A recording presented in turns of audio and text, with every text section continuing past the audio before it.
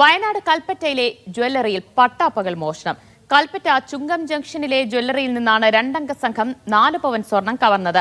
സ്വർണം കവരുന്നതിന്റെ CCTV ദൃശ്യങ്ങൾ പുറത്ത്.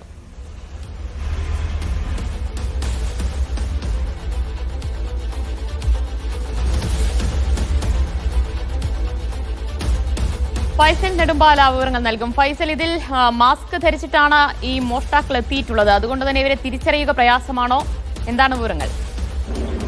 ദിവ്യ, 2 മോഷ്ടാക്കളാണ് കടയിൽ കയറിയത്. ഇന്ന് രാവിലെ 11 മണിയോട് കൂടിയായിരുന്നു സംഭവം. ഇതിൽ ഒരാൾ മാത്രമാണ് മാസ്ക് ധരിച്ചിട്ടുള്ളത്. ഈ കടയിലെ CCTV ദൃശ്യമാണ് ഇപ്പോൾ നമുക്ക് ലഭ്യമായിരിക്കുന്നത്. കടയിൽ നിന്നും പട്ടാപ്പകൽ വലിപ്പ് തുറന്നുകൊണ്ട് 4 പവൻ സ്വർണം മോഷ്ടിക്കുകയായിരുന്നു. മാസ്ക് ഇട്ടതുകൊണ്ട് തന്നെ ഒരാളുടെ മുഖം വ്യക്തമല്ല. പോലീസിന് ചെറിയ ആശയക്കുഴപ്പമുണ്ട്. എന്നിരുന്നാലും അന്വേഷണം പുരോഗമിക്കുകയാണ്. കൽപ്പറ്റ പോലീസ് കേസെടുത്ത് അന്വേഷണം ആരംഭിച്ചിട്ടുണ്ട്. ഈ CCTV ദൃശ്യങ്ങൾ ഉള്ളതിനാൽ തന്നെ സംശയമുള്ളവരെയൊക്കെ തന്നെ ചോദ്യം ചെയ്യുന്നതുകൊണ്ട് വൈകാതെ തന്നെ പ്രതികൾ പിടിയിലാകുമെന്നാണ് കരുതുന്നത്.